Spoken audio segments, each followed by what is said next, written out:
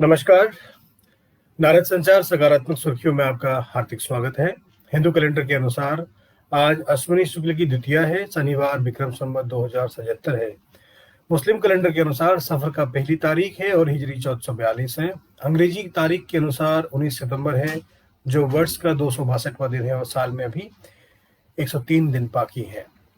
देश दुनिया के इतिहास में 19 सितंबर की तारीख पर दर्ज बहुत सारी महत्वपूर्ण घटनाएं हैं। उनका सिलसिलेवार ब्यौरा इस प्रकार है। अंतरिक्ष के क्षेत्र में भारत को विश्व में एक महाशक्ति के तौर पर देखा जाता है और सितंबर के महीने का देश के अंतरिक्ष इतिहास में खास महत्व है। दरअसल भारतीय मूल की अमेरिकी अंतरिक्ष यात्री सुनीता विलियम्स का जन्म 19 सितंबर को हुआ था।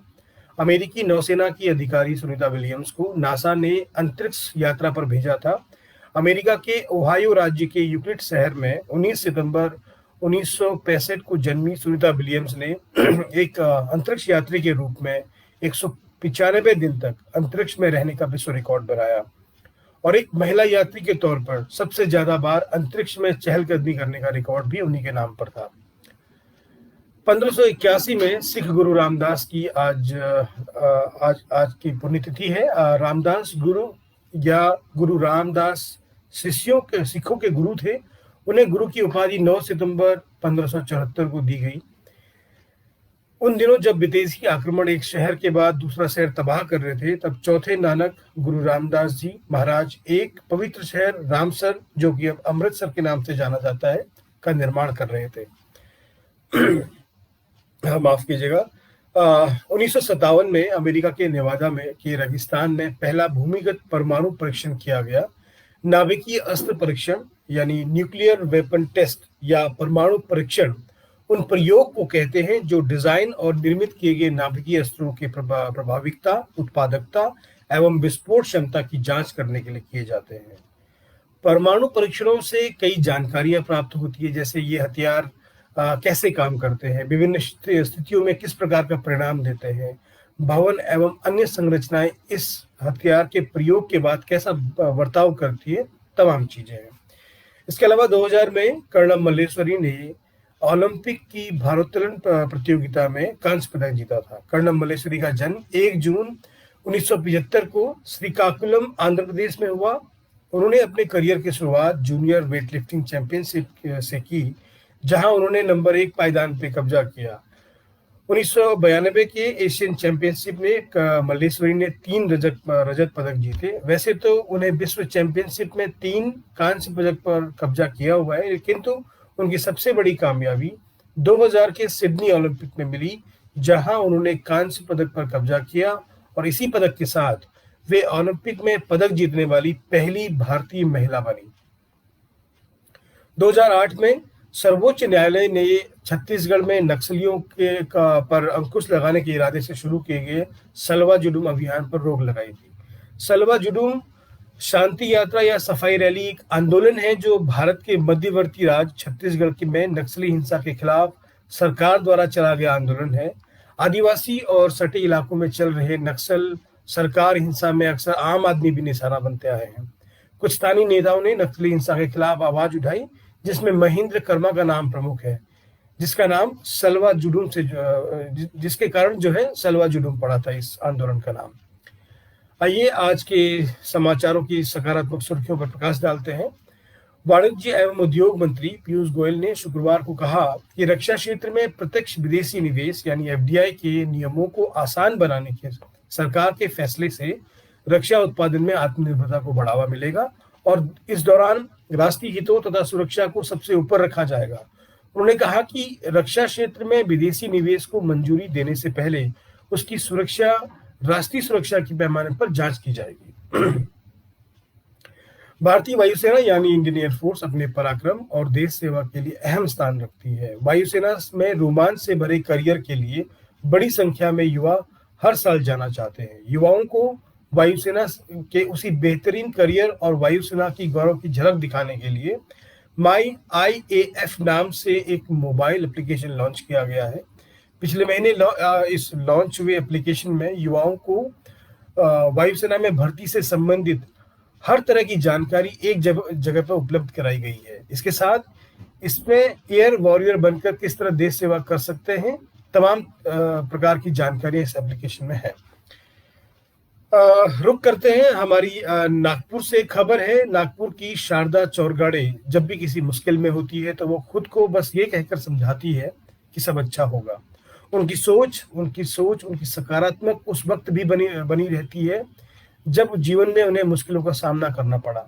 जब वो बहुत दिनों तक भूखी रही। 61 साल की शारदा ने 7 साल पहले अपने परिवार का खर्च चलाने के लिए डोसे बनाकर बेचने की शुरुआत करी थी और आज उनका व्यवसाय बहुत अच्छा चल रहा है। राजस्थान सरकार ने राज्य के विभिन्न जनजातियों और सरहिया समुदाय की सिविल सर्विसेज की तैयारी कर रहे युवाओं को मुफ्त कोचिंग देने का ऐलान किया है। इस बारे में राज्य सरकार में मंत्री अर्जुन बामनिया ने बताया कि सरकार प्रतिष्ठित संस्थाओं के जरिए मुफ्त कोचिंग उपलब्ध कराएगी। करीब 28 साल पहले उत्तर प्रदेश के मेरठ जिले के एक छोटे से गांव मटौर का रहने वाला एक लड़का एमएससी बॉटनी में पढ़ाई करने के लिए उत्तराखंड गया और कॉलेज में दाखिला लिया। कुछ दिन में पढ़ाई करी और उन्हें जगह जगह जाकर वहाँ ये मौका मिला कि जड़ी बूटी की खेती देखी, खेती करने वाले लोगों से उन्होंने बात करी और कॉलेज में आकर इस बारे में चर्चा करी। फिर पढ़ाई बीच में ही छोड़कर अपने गांव पहुंचा और जड़ी बूटी की खेती शुरू कर दी। ये कहानी है अशोक जी जो आज करीब 300 एकड़ जमीन पर मेडिसिन प्लांट की खेती कर रहे हैं। अशोक अपनी जो लीज पर ली गई जमीन है तकरीबन 6 पार्टनर के साथ मेडिसिन प्लांट की खेती कर रहे हैं। इससे हर पार्टनर को करीब 20 से 25 लाख का मुनाफा हो रहा है। इसके अलावा वे करीब 350 लोगों को रोजगार भी दे रहे हैं। उत्तराखंड सरकार ने टूरिस्ट इंसेंटिव कूपन स्कीम की लॉन्च करी है। उत्तराखंड आने वाले पर्यटक टूरिस्ट इंसेंटिव कूपन स्कीम का लाभ उठाकर कहीं भी घूम सकते हैं। धार्मिक पर्यटन के लिए उत्तराखंड को देवभूमि के रूप में जाना जाता है और धार्मिक पर्यटन क्षेत्र में इसकी अपार संभावनाएं हैं।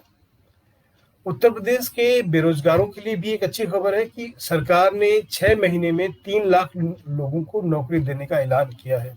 इसकी प्रक्रिया अगले 3 महीने में शुरू हो जाएगी। मुख्यमंत्री योगी आदित्यनाथ ने कल टीम 11 की बैठक में कहा कि जल्द से जल्द सभी आयोगों और भर्ती बोर्डों के प्रमुखों से बैठक करके खाली पदों का विवरण लें और जिस प्रकार यूपी लोक सेवा आयोग और अन्य सरकारी भर्तियां हुई हैं उसी पारदर्शी और निष्पक्ष तरीके से तेजी से आगे सभी भर्तियां कराई जाए, इसकी व्यवस्था कराई जाए। अगर आपसे कोई कहे कि आप दिल्ली से चंडीगढ़ केवल आधे घंटे में पहुंच जाएंगे तो वो भी ट्रेन के जरिए, तो आप जरूर चौंकेंगे। और उलट बात यह है कि कहने वालों आपको जो है खरी खोटी सुना सकते हैं, लेकिन ये बात सच है कि दिल्ली से चंडीगढ़ का सफर करने वालों के लिए यह सपना जल्द ही साकार होने जा रहा है। मुंबई से अहमदाबाद तक के लिए बुलेट ट्रेन चलाने की योजना को अमली जामा पहुंचाने में जुटी मोदी सरकार अब दिल्ली से चंडीगढ़ की यात्रा को सुगम बनाने के लिए मोदी सरकार ने स्पीड ट्रेन चलाने की तरफ कदम बढ़ा दिए हैं। इंदिरा गांधी ओपन यूनिवर्सिटी इग्नू ने मोबाइल एप्लीकेशन डेवलपमेंट में एक सर्टिफिकेट कोर्स की शुरुआत की है। इग्नू के school of computer of information science द्वारा पेश यह सर्टिफिकेट कोर्स 6 महीने का होगा। इस बारे में इग्नू की ऑफिशियल वेबसाइट ignuac.in पर एक नोटिफिकेशन जारी किया गया है। मोबाइल टेक्नोलॉजी में इंटरेस्ट रखने वाले स्टूडेंट का इस कोर्स में आप दाखिला ले सकते हैं।